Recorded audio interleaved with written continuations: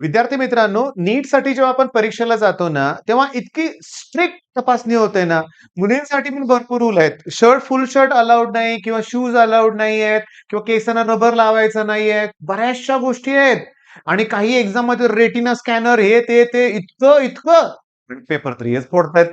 म्हणजे तुमच्या लक्षात आलं मला काय सांगायचंय ते. मुद्दा असा आहे, की जस्ट मी हा व्हिडिओ बनवला. मला खूप धन्यवाद म्हणायचे राहुल कुलकर्णी सरांना, की त्यांनी आपला परत मुद्दा आणला आहे. मी तुम्हाला सांगतो सगळ्यांना रिक्वेस्ट करतोय, की त्यांचं लाईव्ह सेशन एकदा बघा. काय घडलंय मी तुम्हाला सांगतो, की लव्ह ट्रायंगल किंवा लव्ह अँगल म्हणा, काही म्हणा लक्षात घ्या. ट्रायंगल नाही अँगलच आहे, की कुठल्यातरी मुलीकडे पेपर होता. तिचा कुठलातरी बॉयफ्रेंड असेल, तिला त्यानं पेपर दिला. या एकट्या धाग्यावर ना सगळा तपास झालाय. एम-एच-टी सी-ई-टीचं काय? सरांचा पहिला प्रश्न आहे लक्षात घ्या. एम-एच-टी सी-ई-टीचं काय? तर इथं सुद्धा आता जोरात काम सुरू आहे लक्षात घ्या. इथं सुद्धा एक छोटासा धागा सापडला ना, हे सगळे स्कॅमर आहेत ना, हे अटकेत जाणार आहेत लक्षात घ्या. इथं 3 अधिकारी आहेत आणि ते पण हायर लेव्हलचे अधिकारी आहेत, की ज्यांना अटक झालेलं आहे. क्लास चालक आले का परत क्लास चालक? यांना काय गरज आहे पेपर फोडायची? काय गरज आहे? मी तुम्हाला सांगू का गरज काय? दाखवायचंय काही पालकांना, की पोरगं सी-ए-पीत शिकतंय. दाखवायचंय काही पालकांना, की मुलगा कुठल्यातरी गव्हर्नमेंट कॉलेजमध्ये मेडिकल करतोय, इंजिनिअरिंग करतोय म्हणूया आपण. आणि मी तुम्हाला सांगू का, या व्हिडिओतला एकूण एक वाक्य ना अगदी हृदयाला लागतोय आपल्या. काय? की शिक्षण. शिक्षणावर सगळ्यांचा अधिकार आहे. आणि इथं मात्र काय व्हायला लागलंय, अरे काय व्हायला लागलंय, मी काय बघतोय सांगतो. हे घ्या एम-पी-एस-सी, सी-ई-टी, नीट, टी-ई-टी, त्याच्यानंतर ह्या तलाठी भरती, ड्रग इन्स्पेक्टर, एक कुठली तरी एक्झाम सोडा. आता मी तुम्हाला सांगतो लक्षात घ्या. आता मी क्लिअरली सांगतो बरं का. मी समजून घ्या मी काय सांगतोय ते. इथं तुमच्यावर ना एक फोटो मी शेअर करतोय बरं का. समजून घ्या मी काय सांगतोय ते बघा. की इथं मला तुमच्यावर एक फोटो शेअर करायचा आहे बरं का. म्हणजे आता मी WhatsApp ओपन करतोय. ओके. आणि या WhatsAppमध्ये हां.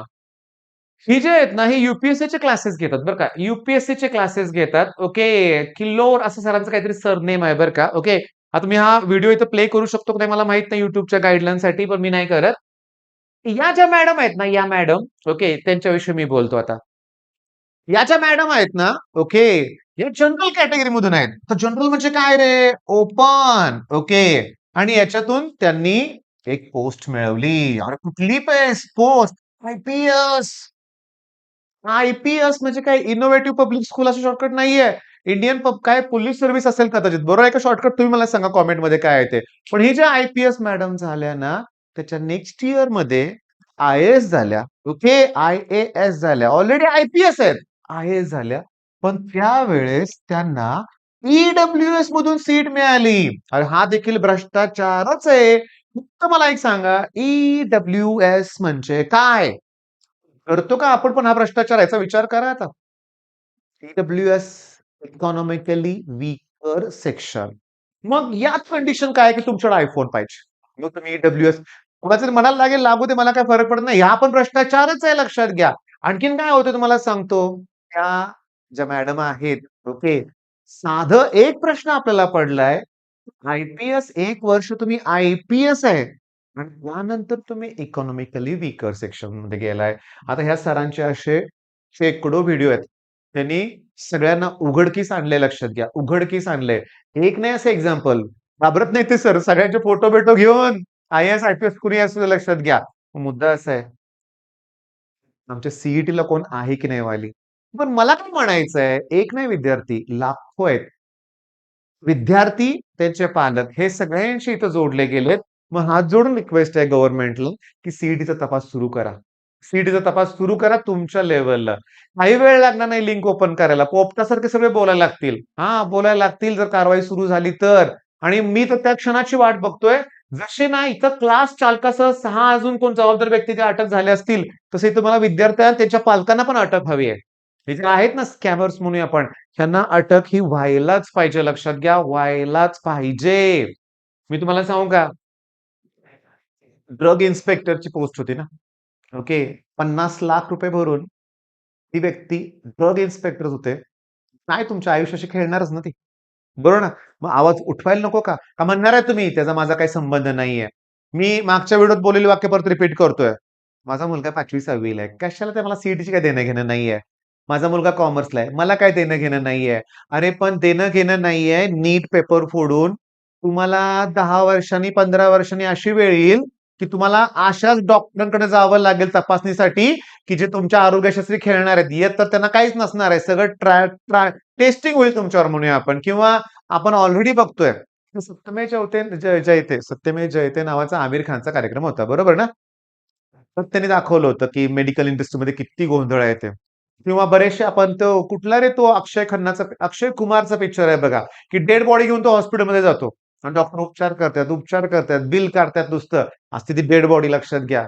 गब्बर सिंग काहीतरी पिक्चरचं नाव होतं ना? पिक्चरची नावं आठवतात आपल्याला. बरोबर आहे. पण मुद्दा असा आहे, एम-एच-टी, सी-ई-टीचं काय? थोडी नाही आहेत. 2.5 लाख मुलं आहेत. आता आम्ही सगळ्यांना एक रिक्वेस्ट केली होती पालकांना, की तुमचे छोटे-छोटे व्हिडिओ बनवून पाठवा आम्हाला म्हणून. आम्ही ते Instagramवर अपलोड करतो, YouTubeवर अपलोड करतो. पालकांच्या बोलण्यात जे काही त्रास जाणवतो, विद्यार्थ्यांचे जे काही बोलताना त्रास जाणवतो ना, की 97, 98, 99.5 पडून सुद्धा कॉलेज मिळत नाही चांगलं. ड्रीम कॉलेजला डिझर्व्ह करतो ते मिळत नाहीयेत. आणि तिथं कोण चाललेत? छपरी मुलं लक्षात घ्या. कॉलेजचं नाव पण खराब होणार आहे. आणि अजून एक सांगतो लक्षात घ्या. अजून एक मोठा घोटाळा किंवा स्कॅम म्हणा किंवा काही म्हणा, की आता गोरगरिबांसाठी शिक्षण राहिलेलं नाहीये. गोरगरिबांसाठी शिक्षण राहिलं नाहीये. मुद्दा असा आहे, की पहिल्यांदा गव्हर्नमेंट कॉलेजमध्ये अत्यंत माफक फीमध्ये शिकवलं जात होतं. पण आज कराड गव्हर्नमेंट कॉलेजची फी जास्त आहे. मुलींसाठी सुद्धा 70,000-80,000 भरावे लागतात. सी-ओ-ई-पीमध्ये सुद्धा मुलींना फी भरावी लागते. जळगाव गव्हर्नमेंट कॉलेजमध्ये मुलींना फी भरावी लागते.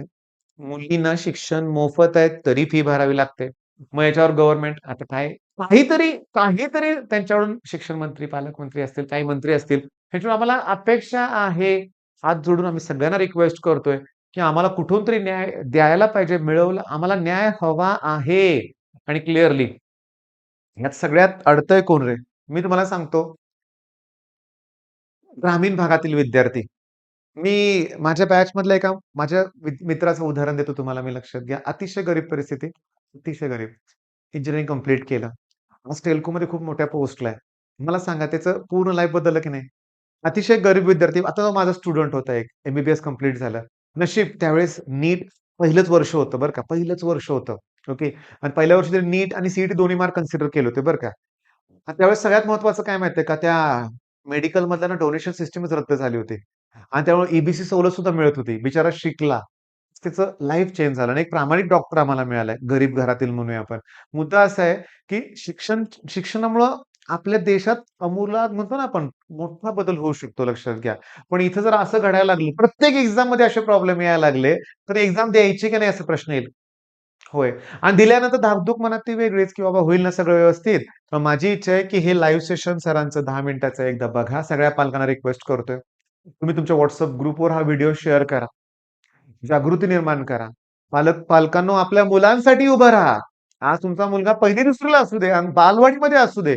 त्याच्यासाठी म्हणून उभे राहा. त्याच्यासाठी म्हणून आवाज उठवा.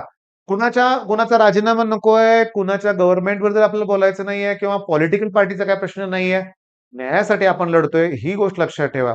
बऱ्याच पालकांना भीती वाटते, की नाही आपण विरोधात चाललोय काय मग असं होईल तसं. नाही, नाही, नाही. आपण कुणाच्याही विरोधात नाहीये. आम्हाला फक्त न्याय हवाय.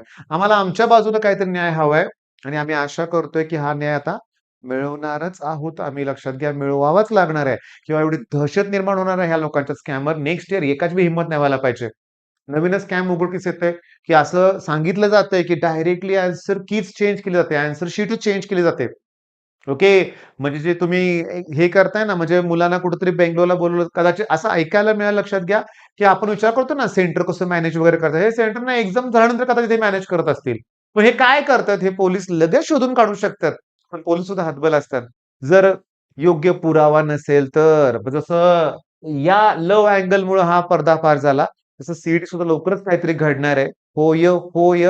आणि मला अजून काय वाटतं माहितीये का, काही लोकं आहेत बरं का, अजून पण आहेत, की दोष कुणाचा? ओके. मग हे पण एक आहे बरं का Instagramवरती हँडल लक्षात घ्या. हा व्हिडिओ तुम्ही जाऊन बघू शकता. क्लिअरली, क्लिअरली त्यांनी एका क्लासचं नाव सांगितलंय, की ज्यांनी पहिला रिझल्ट सेलिब्रेट केला होता आणि हे प्रकरण पुढं आलं, की रिझल्ट काढून सगळीकडनं काढून टाकला. पण त्यांनी थँक्स टू एआय म्हणलं त्या व्हिडिओमध्ये आणि त्यांनी काय केलंय, की ते सगळे डाटा रिकव्हर केलाय. कुठलातरी नागपूरचा क्लास आहे. स्टुडंटचं पहिला कौतुक झालं. नंतर कळालं की 10वी ला कमी आहेत, 12वी ला कमी मार्क आहेत. पुन्हा घोटाळा बाहेर आला. मग सगळ्या बोर्डवरून फोटो-बिटो गायब. ओके, Instaवरून गायब, सगळीकडून गायब. अशी भीती निर्माण झाली यांच्या मनातनं लक्षात घ्या. ते 4ही वर्ष नीट शिकू शकणार नाहीत ही मुलं. कारण कुठल्याही वर्षी यांचं ॲडमिशन कॅन्सल होऊ शकतं. बाहेर आला ना, आत्ता एन्जॉय कराल ना, करा. लावा फोटो, लावा फोटो. हां, ड्रीम अचिव्हड म्हणा, पैसे देऊन लावा फोटो Instaवर. घ्या तुमचे लाइक्स म्हणूया आपण. पण त्यानंतर त्यानंतर ना भीतीत जगा. कुठल्याही क्षणाला तुमचं ॲडमिशन कॅन्सल होऊ शकतं किंवा कुठल्याही क्षणाला तुमची डिग्री सुद्धा कॅन्सल व्हायला पाहिजे. हे सापडणार आहेत आणि मला विश्वास आहे. फक्त एक रिक्वेस्ट करतोय पालकांनो, आपल्या मुलांसाठी पुढे या. धन्यवाद.